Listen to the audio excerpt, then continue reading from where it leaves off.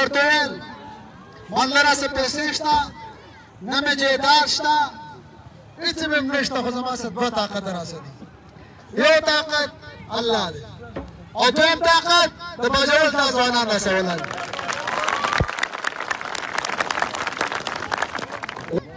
په دې یو خبره باور وساتئ یقین وساتئ چې هر څه کوي د الله پاک کوي امیرګانو کولی پیګانو کولی په باجوړ کې خو ګورنران تېر شو ګورنران منشتران تېر شو د 70 سال په تاریخ کې په باجوړ کې منشتران تېر شو خو چا هم د باجوړ د بدلون کوشش ونه کړو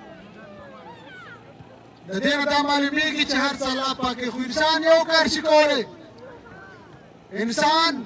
کوشش کوي او انسان نیت کوي باقي کامیابي د الله په لاس کې د باجوړ خلکو اذان ویلی کېږي وخت د ماښام دی دروغ درته نه و په دې ماښام درته قسم کوم چې ستاسو غیرت ستاسو عزت او ستاسو وقار به چېرته هم خرڅ نه کوي انشاءالله داسې نمایندګي به د باجوړ کوو که بیا زما یو ورور د پاکستان په هر ښار کې ولاړي بیا په فخر سوی چې زه د باجوړ یم بیا په فخر سوی چې زما تعلق د داسې سیمې سره هلته صرف دا چاړهګان دا ګیدړان نه داسې خلک هم شته دلته چې کله حق خبره کوي بیا چې خلک شاته لاکۍ تړي یو کال مخکې مې د کالوني مخ ته در نه ورکړی و در نه او دا یاد ساتئ خلک وایي ریحان چا راپاڅولی او چا راپاڅولی ما خپله بېروزګاري راپاڅولي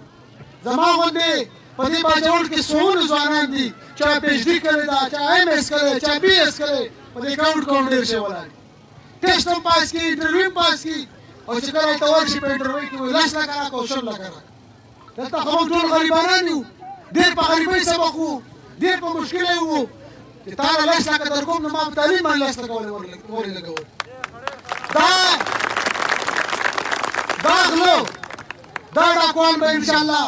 که هغه سرکاري ډاکوان دي او که هغه پرایویټ ډاکوان دي دا د باجوړ ښار دفاع کوو انشاءالله یو غل به په دې کې مور اړوو انشاءالله ما درنه ورکړې وه په هغه وخت کې به راباندې الزام ولګوی تا چا راپاڅولی او ما د چا خلاف ورکړې وه د محمود خان دلته یو ډاکو کېنولی په سوات کې ټول باجوړي په لوټ یو پرویز خټک کېنولی ما ورته ظلم ونیوله ما زما د باجوړ له ځوانانو د غریبانو د حق موړه سوال مې ورته وکړو منت مې ورته وکړو چې هلته کېناستم یو چا راپاڅولی چا راپاڅولی نن هغه دوه ګیدړان چېرته ناست دي هغه محمود خان هغه پرویز خټک نن چېرته ناست دي نن هم زما په دې غاړه کې په فخر سره د عمران خان روبیل پروت دی او دا به د قیامت د ورځې پورې پرېږدي انشاءالله 12 ورځې په دې باجوړ کې ټول اف آی آر ډېرې په ما باندې شوي 12 ورځې په چکۍ کې بند کړی او مخې ته راته ناست وو ویل صرف دا عمران خان پرېږده صرف دا پارټي پرېږده ما ورته ویل پارټي هم بېرته پرېږدم زه ته دا ګروپونه هم پرېږدم باجوړ هم پرېږدم پاکستان هم پرېږدم په یو خبره وره زه عمران خان ته پرېږدم زه په یو نظریې ولاړ یم د عمران خان سره زه د دې لپاره نه یم ولاړ چې زه به د عمران خان زنده‌باد چغې وایم ما له به الله جنت راکوي زه د یو نظریې په خاطر ولاړ یم او هغه نظریه د کرپشن نه پاکه معاشره ده هغه نظریه انصاف دی هغه نظریه میرټ دی هغه نظریه رول آف لا ده هغه نظریه دلته غریبو ته بنیادي انساني سیاسي حقوق ورکول دي وایي ته د زرداري او د نواز شریف څخه کښېنه موږ را روانه باري نواز شریف ته ورکوو ته به ازاد یې خپل وزیر اعظم توب هم دې پوره کړه هغه ورته ویل سر به مې کټ شي بدن में टुकड़ी टुकड़ी शी लेकिन मैं चोरों के साथ इत्तेहाद नहीं कर सकता। इमरान खान बोल जिसने मेरा मुल्क लूटा है उनके साथ बैठना मेरे ऊपर हराम है हराम। जम देता है कि चा जमा बाजौल लूट करे दे चा जमा बाजौल तबाह करे दे दाखिल कुसा जमन नास्ता दासी हराम अदा सही नवाज शरीफ सही चीज नवाज शरीफ हो जाता है इमरान खान नास्ता हराम है। दयो खबर आ रही په باجوړ کې زموږ د مقابلې هیڅوک نشته. دلته 70% یوت پاپولیشن دی. تاسو ځوانان یو، تاسو ځوانانو په سر باندې د مخکې تېرو اوس هم ځي. تاسو به حق ته ګورئ. الله په دې سر کې دا کوپړۍ کې دا دماغ یې بوش نه دي پراته. سوچ به کوئ موږ چې مېړه لګو موږ دې له لګو چې ته به زما د اهل و عیال، ته به زما د بچو، ته به زما د پروټیکشن، ته به زما د امن محافظي، ته به زما په باجوړ کې چې څوم مسلې راځي څوم راځي ته به زما ته ذمهوار. دا ګیدړان موږ ولېږو اول هلته صرف د روپو سوچ کوي او مړه پیسې خو غلم ګټي، ډاکوان یې ګټي. ته هم غلا کوې او دی هم غلا کوي. دا هم د سواده ده. دا لوی لوی وعدې ته رشکو دا څه الله پاک کوي. خدا راته وایم د باجوړ حق به انشاءالله باجوړ ته رارسو د خیره سره. چې چا هم زموږ حق ولري دې ګریوان ته به لاس وراچو، موږ به خپل حق او دا ځوانان به راوړي. زه دا نه وایم چې زما چې د الادین چراغ د کون فیکون بشي. تاسو به راسه ودرېږئ، تاسو ځوانان به ودرېږئ چې څوک به ته باجوړ کې ښه ښکاردار ته لایم چې زه ولي هغه راغلی ما چې څوک به ته ښه ښکاري. 3 شرطونه وله کېدي. نمبر فرست چې ایماندارئ، چې زما حکمران ایماندارئ، باجوړ په خپله باندې ترقي وکړي. دویم چې قابلي، هلته به ABCD پوهېږي، ستا د ایلیفنټ په سپلنګ پوهېږي، هلته په خبرو پوهېږي او دی نه وایي چې ته غواړې ته سوال د کې د ساینس او ټکنالوژي نه او خبرې به کې چپس بند کوو هغه راله بند دا چپس به درنه ما بند کړي. ما ته به دې ویلې دا د ډیس او د AC کار دی. دا به ځي او دا بندوي. د دې نه مخکې چې کوم راغلي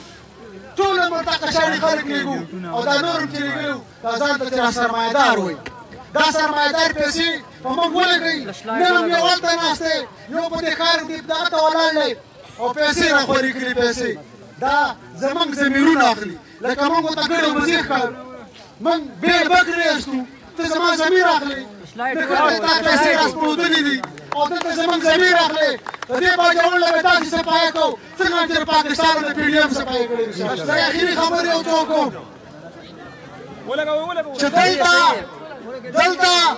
د دغه 2 کسانو دپاره د سرمایهدارو دپاره دا خلک لګی دی، هغې ته ګراوند جوړوي. ګراوند دا خلک راولي مخې ته. زه هغو خلکو ته وایم دلته چې د چا کار دلته امن راوستل دي، دلته چې د چا کار زما د باډر حفاظت دی،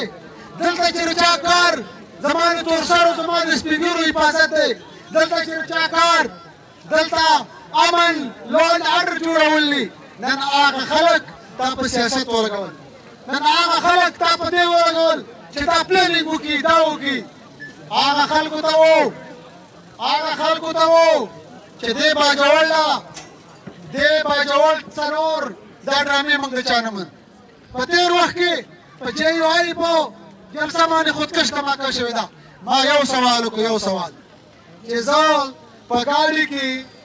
تمانچه نشم ګرځولی، بډې راله ګوري، نو دا 12 کیلو بارود د کوم ځای نه راله؟ سوال خو به کوو که د کوم ځای نه راله؟ ستا کار څه دی؟ ستا کار دغه خلک ودرول دی چې د چا کوم کار دی هغه خلکو ته منګو،